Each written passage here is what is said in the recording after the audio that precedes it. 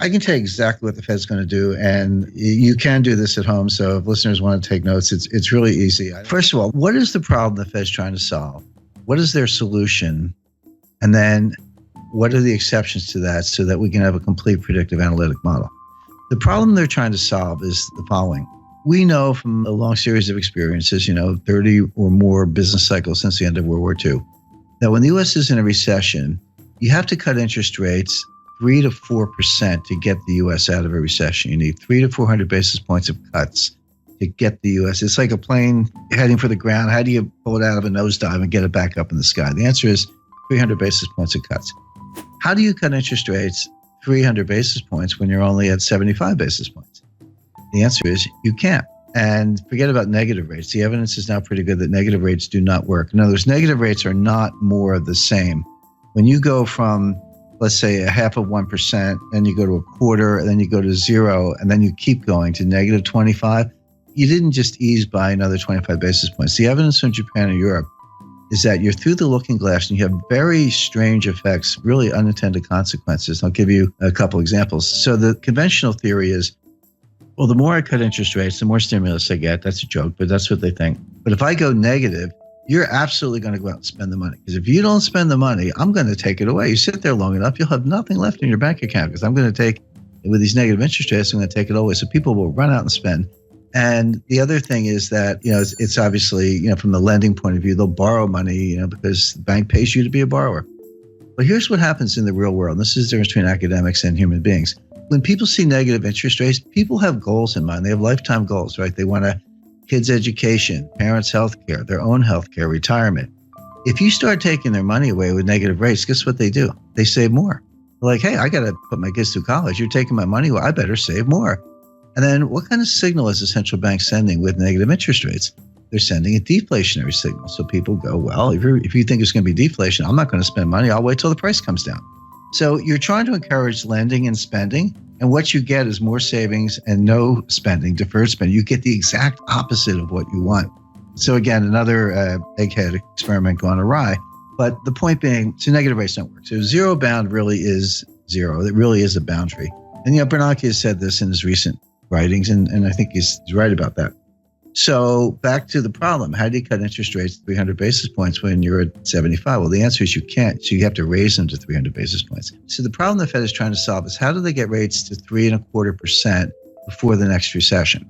Now, I'm not saying the Fed sees a recession, and that's easy because the Fed never sees a recession. In 102 years, the Fed has never seen a recession, never forecast a recession. But they know their economic history. We are 8 years into an expansion. It feels punk. I mean, the growth is anemic, but labor force participation is low, productivity is dropping. There are a lot of bad things going on. But in fact, we are in the 8th year, actually coming up on, soon be entering the 9th year of an expansion, which began in June 2009. Right. By the way, you have a hard time convincing most Americans that we're not still in a recession. Depressions are different than recessions. The technical definition of a recession is 2 consecutive quarters of declining GDP with rising unemployment, a couple other bells and whistles, little subjective factors, but that's basically it. So people, when you say depression, they're like, depression sounds worse than a recession. And if recession is 2 quarters of declining GDP, then a depression must be like 10 quarters of declining GDP because it's got to be worse. But that's not the definition. The definition of a depression, you can have growth in a depression, but it's below trend growth. In other words, if trend is 3.5, and you're actually banging out 1.5, 2, that gap between, let's say, 1.5 and 3.5% growth, that's depressed growth. It's an output gap. It compounds over time, and you never get it back. We are losing trillions of dollars of wealth. We are impoverishing future generations on a relative basis because of our inability to get back to trend growth. So the reason American people feel this and don't listen to the economists, and they're right, is because we're in a depression.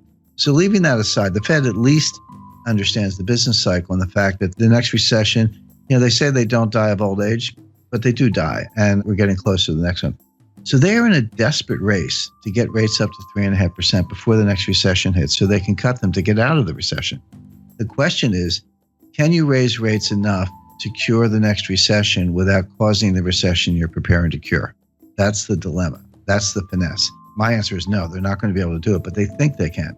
Why are they in this box? Well, because Bernanke should have raised rates in 2010, 2011, in the early stages of the expansion, when the economy would have been much better able to bear it than it is now. Bernanke skipped a whole cycle. He skipped a whole rate increase cycle to pursue these wacky experiments and, QE and zero interest rate policy and all that. I spoke to Bernanke about this, and he used the word experiment. He said this was an experiment. Bernanke made his academic reputation by studying the Great Depression, in the wake of Friedman and Anna Schwartz and some others. But he was a great scholar of the Great Depression, and he got his chance to kind of try out his theories. But what he told me was, he said 30 years from now, some new Ben Bernanke, some young scholar will look back and tell us if we did a good job or not. We actually don't know right now. See, the Great Depression was really two technical recessions, 29 to 33 and then 1937-38. But from 33 to 37, we had an expansion, but the whole thing was a depression because we never got out of it. The stock market recovered the 1929 high in 1954. It was a long time to get back to even. But Bernanke's mantra was, doing something is better than doing nothing. I completely disagree. It's better to do nothing if you don't know what you're doing. And this is really the monetary equivalent of the Hippocratic Oath. Doctors say, first rule of being a doctor is first do no harm. Anyway, bottom line is, by pursuing QE and zero interest rate policy, Bernanke failed to raise rates during the early stages of a cyclical expansion, which he should have done. If he had, the economy would have been just fine, and we'd be able to cut them today, but he didn't. So Janet Yellen now has to make up for lost time. So that's the mission. But again, and this is what the market completely does not get, and the Wall Street economists don't get. Nobody gets this, because they see the Fed raising rates, and they've done the correlations and the regressions back to World War II, and they go, every time the Fed raises rates, the economy is getting stronger. So if the Fed's raising rates, the economy must be getting stronger, so bid up stock prices, et cetera. But that's like saying umbrellas cause rain. Because they've got the causality backwards. The Fed never leads the economy, ever. The Fed follows the economy. So a normal business cycle looks like this. So you get a little expansion going, and unemployment starts to go down, and industrial capacity utilization starts to go up, and inflation starts to go up. And the Fed's watching, and then it keeps going. And they go, it's getting a little hot. We better raise rates. And they raise rates, but of course they started too late. The expansion keeps going. Inflation keeps going up. Unemployment keeps going down. Then the economy starts to cool down. Unemployment goes up, and then prices go down, and capacity utilization drops, and we get into recession. Like, we better cut. And then they cut, and then you hit the bottom, and then you come out of it again. So think of that as like a nice, pretty sine wave, right? That's a business expansion, business contraction over and over, 30 or so times since the end of World War II, with the Fed always following the economy, never leading the economy. So all the big brains on Wall Street, they've got all this data, and they say, well, every time the Fed raises rates, the economy is getting stronger. That has absolutely been true for like 30 times since the end of World War II. It is not true today. The reason it's not true today is because Bernanke skipped a cycle, and they're playing catch up. For the first time since 1937, the Fed is tightening into weakness. That is a key thing to bear in mind. The Fed is tightening into weakness.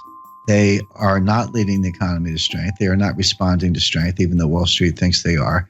And there's a great danger that they're actually going to cause the recession they're preparing to cure, as I mentioned. The Fed will raise rates 25 basis points 4 times a year from now until the middle of 2019, until they get them to 3.25%. So like clockwork, every March, June, September, December, for 2017, 2018, into 2019, look for a Fed rate hike until they get to 3.25%, at which point they'll be able to say, all right, now we're at 3.25. If we have a recession tomorrow, we can cut them back down to 0 again and get out of it. That'll be mission accomplished. Now, this is why I was sitting there in December like, yep, they're going to raise them in March. And right now, I'll tell your listeners they're going to raise them in June. There's your Fed response function. There's your baseline scenario. What are the exceptions to Fed rate hike? Under what conditions will they not raise rates?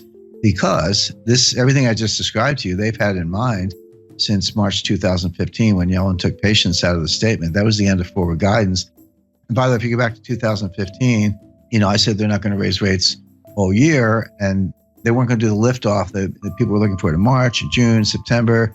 And they didn't lift off in September because of the Chinese rate exchange devaluation. The stock market fell out of bed August 2015. Finally, they raised them in December 2015. And Wall Street was ready for March.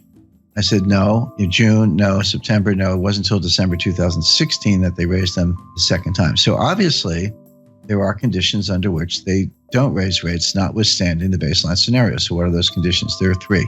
Well, four, actually. So if you see job creation below 75,000, that will cause them to pause. By the way, pause is the key word. If you go home through the speeches, you'll see the word pause in Dudley's recent remarks. Pause is the Fed's jargon for we're not going to raise rates. We got the Jim scenario, which I took from the Fed, it's their scenario, or a technical recession. So, we're going to know Friday what the first quarter GDP is. It's pretty close to negative, but I'm not saying we're in a recession now. We might be. But if you see a recession, they'll pause. See job creation below 75,000, they'll pause. By the way, that's a very low bar. If you see a jobs report, see, this is the other thing that confuses Wall Street. You see a jobs report with 100,000 jobs. So Wall Street goes, oh, that report's really weak. The Fed's going to think twice. No, 75,000 is the number. Yellen told us that. It was in one of her speeches. You just have to be a geek like me and read all the speeches. So the third factor would be disinflation. So the Fed has this 2% inflation target. They've missed it for 6 years. They're finally getting close to hitting it. By the way, I think the listeners know they use the PCE core deflator year over year. There's PPI and CPI and core, a bunch of inflation indices, but we know what they use. PCE core deflator year over year. That actually has been getting close to 2%. But if you see it turn around, if you see that gap down to like 1.5, 1.4, 1.3, then they will pause. The last condition for the pause is a disorderly decline in stock markets more than 5%. If you see a 6, 7, 8% decline, so if the S&P went down 100 points, Fed doesn't care. Dow Jones goes down 1,000 points, Fed doesn't care. But beyond that, if you see the S&P start to go down 150 or the Dow start to go down 1,500 points in a disorderly way, it looks a little scary. It looks like there's no bottom. It looks like if you see that, they'll pause.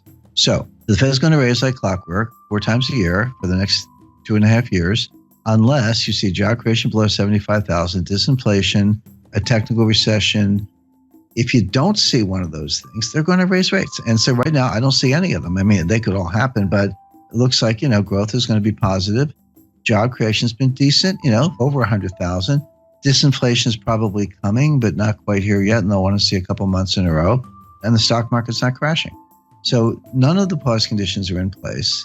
Therefore, they will raise rates. Simple.